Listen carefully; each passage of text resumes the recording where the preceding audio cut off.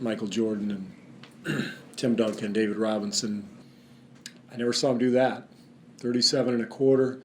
It was reminiscent of Michael because it's sort of otherworldly. Everybody in this locker room will be we're pretty proud to say we saw that night. And Klay's game, what was your? It wasn't that good. Kind of slid under the radar. I had like 50 playing down with like a bunch. I was in fourth grade. I was playing with some third graders too. That is honestly the last time I remember going on a scoring barrage like that. God, that was impressive though, man. It's funny because at halftime I was so angry. I told the guys, run whatever you want. Steve just honestly, he said at halftime he wasn't going to call anything. I hit the first one. It's like, oh, okay, good. I think we went up 4 when he hit the first one. Yeah. Like, oh, Klay just got us out the bind.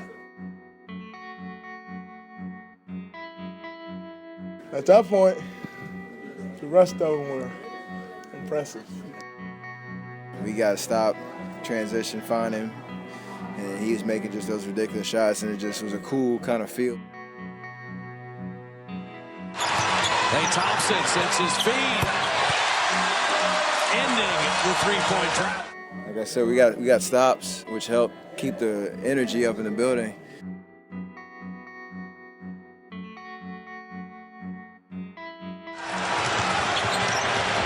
Klay Thompson triple, yes sir. First 3 were shots that he normally takes, just coming down and got a rhythm, and then from then on it was just finding a glimmer of daylight to get a shot off. And you really just feel like every shot you're going to throw, it's the cliche answer, every shot you're going to throw up is going to go in. That's how it felt. You kind of feel the flow of the game and see him knock down 2 or 3 jumpers. We have a couple calls, offensive sets that we look to call when he gets going. So, and the one that was like 28 feet out, those 3 were really the ones that stood out to me. The third 3 he made where he was calling for a screen about 28, 30 feet out and just pulled up and made it. Oh, that's a deep one. He shot it for the Piedmonts. Oh, man. That's a 28-footer. And then after that, it was just get him the ball any way we could. We abandoned any play sets that we usually run and just either the pin down or just trying to get him the ball and let him make a play, and the rest was history. I got me a layup in that, I know y'all caught that. But if you shoot that ball at that point, you get booed. I mean, I was right there, so I had to shoot it, but if I was anywhere else open, I would have passed the ball right back to him. They ran 2 plays, get the ball to Klay, and Klay get the ball. Those were the two plays they ran. And maybe the one that came off the curl and it bounced in, that was a shooter's roll. I almost turned the ball over a couple times trying to find Klay. It was impressive. I mean, it got to a point where you got the ball and it was like a hot potato. Just, where is Klay? Klay Thompson to the rim again. A 24-point quarter. And every shot he made got a little louder, a build-up to the last 2 minutes of the third quarter. Klay 3. Yes, sir! I grew up about 10, 12 points, and I was just, every time I touched it, I was going to shoot it. Klay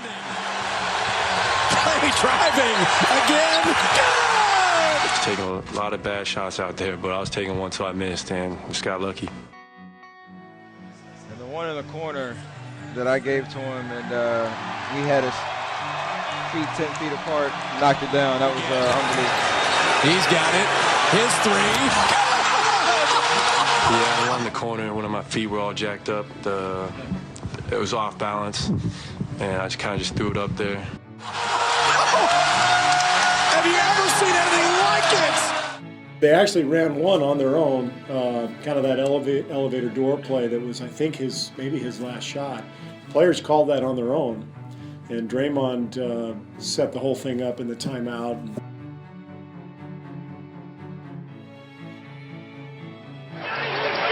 Here he is again. He makes one 10 feet beyond the three-point line that doesn't count after the foul. And there he is, a foul. And he's made the basket anyway, even though it won't count. He reminded me, he said the last 3 he took, he was dead tired. And And he was like, I know you scored 54 2 years ago, and I was just going to sling that last one up and see if I made it and get 55. It was so fun to watch, or not only Klay, but his teammates respond to what Klay was doing. I thought we might get a technical foul because our guys were all over the arena at that point. I think Barbosa was like in the Loge section 23. I think Steph was almost to half court. I mean, the playoffs get extremely loud, but that loud, it was crazy. But I don't even think nobody was talking. We was just out there jumping around, so we didn't need to hear no play calls or nothing. I can't imagine what he was feeling because I know all the guys on the team, especially guys out on the floor, it's kind of like an out-of-body experience. They knew at a certain point that all we were doing was just dribbling around trying to get him the ball. Like Will Smith and Fresh Prince, when he was playing ball, it was just dribble around, give him the ball, and let him shoot. And they still, couldn't get there fast enough before he, released it, and it was just beautiful. We were looking at the third quarter box score, 13 for 13, 9 for 9 from 3, and Jaron Collins turned to me, so we got to get more balance out of our offense. You know that he saw the game on the plane? No, I saw the picture and it was funny. I guarantee the first thing he says to me is probably should have had 60. Hey, them video games real, bro. They real now. Gotta get the timing right. Yeah, you can't do that in the video game, but can't get in the green zone the entire time like that. Yeah. I don't understand what y'all want me to say. Like, what we looking for here? I don't get it.